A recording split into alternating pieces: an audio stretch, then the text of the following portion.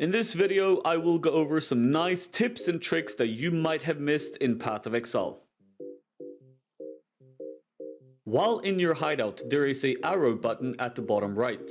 Clicking this button will bring up the decorations menu where you can either edit decorations in order to move them around, or add decorations such as certain NPCs. Now, for this trick, I suggest that you put Tain Octavius close to your stash and your map device, because when you hold down your control button on your keyboard and you left click on Tain, it will instantly bring up the sell menu so you can easily sell loot between maps. Then you have a quick access to your stash and your map device in order to map faster and be more efficient. Now, this trick also works for June if you have any unveil items that you want to unveil fast. Instead of clicking on her and clicking on unveil items, you can instead hold down your control button on your keyboard, left click, and it will instantly bring up the unveil menu. Instead of going to the right stash tab in your stash and putting the right item in the right category like this, you can instead enable Tab Affinities by clicking this cogwheel here and enabling Tab Affinities. Then you can actually put affinities on certain stash tabs, like my currency one here, or if I go to fragment, for example, I can enable the fragment affinity, and instead I can be in any tab wherever I want, and I can control left click everything and it will go to the right appropriate stash tab. Now, if you haven't actually bought any stash tabs in Path of Exile and you're still playing 100% for free, don't worry, stash tab affinities are still available to you. All you need to do is that you need to go to one of your tabs, make sure that you have tab affinities enabled, and you can actually select which kind of items you want to go in each tab. So you can set, for example, one of your tabs to be Blight, Delirium, and Divination cards, and then you can set your next tab to be Currency, Delve, and Essences. If you are struggling with map sustain or even completing your Atlas bonus objectives, remember to look at Sana and see what maps she has for sale. If you hold down the Alt button, you can see if you've completed the Atlas map overall, the bonus objective, or the Awakening objective as well.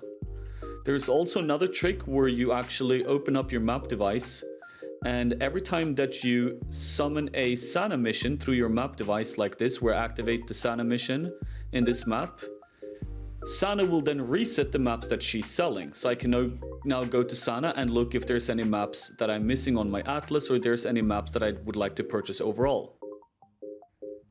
Now, every day at midnight, coordinated universal time, you actually get one free master mission each. And the master mission is based on the last tier of map that you did. So if you did a white map, you will get a white master mission. If you did a yellow map, you will get a yellow master mission, and if you did a red map, you will get a red master mission. So remember this before that timer hits, that you actually want to do an appropriate map based on what master mission you want to receive, and you get one of each. PoELab.com is a great website where you can keep track of the timer when the master missions reset, and it also has a lot of extensive guides regarding many things in Path of Exile, and also very helpful information and tooltips regarding the labyrinths as well.